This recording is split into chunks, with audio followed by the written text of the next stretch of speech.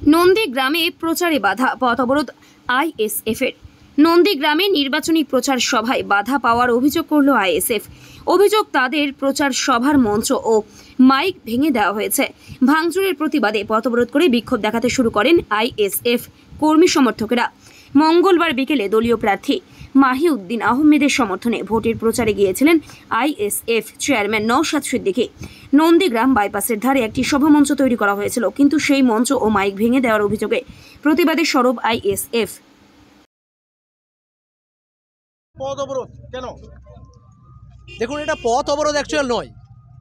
আমরা জানি যে কোনো রকম আমাদের রাজনৈতিক স্ট্যান্ড পয়েন্ট এটা নয় যে কোনো মানুষের কোনো অসুবিধা হোক, কিন্তু আজকে দুঃখের সঙ্গে জানাচ্ছি যে নন্দীগ্রামে গণতন্ত্র ধর্ষিত। যে নন্দীগ্রাম থেকে বাংলার মানুষকে স্বপ্ন দেখিয়ে মমতা বন্দ্যোপাধ্যায় 14 তলার রাজনীতিতে বসেছেন, আজকে সেই গণতান্ত্রিক অধিকার আদায়ের জন্যে আইএসএফ অফিসিয়ালি পারমিশন নিয়ে এখানে সভা করার কথা ছিল। সেই সভা পর্যন্ত প্রশাসন থেকে শুরু করে ইলেকশন কমিশনের পারমিশন থাকা সত্ত্বেও লোকাল দুষ্কৃতীরা আমাদের সভা করতে দিচ্ছে না। ইভেন আমাদের যে স্টেজ প্যান্ডেল ছিল সেটাও ভেঙে দেওয়া হয়েছে।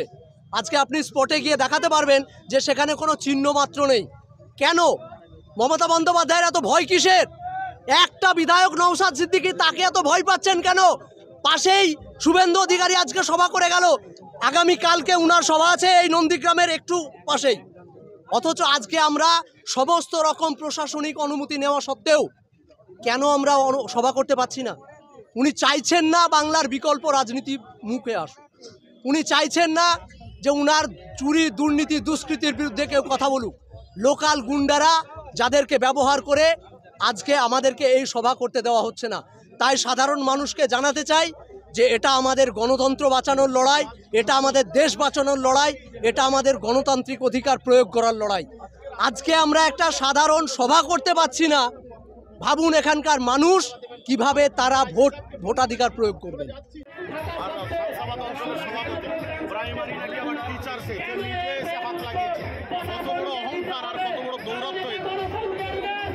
ব্যুরো রিপোর্ট, এখন সংবাদ।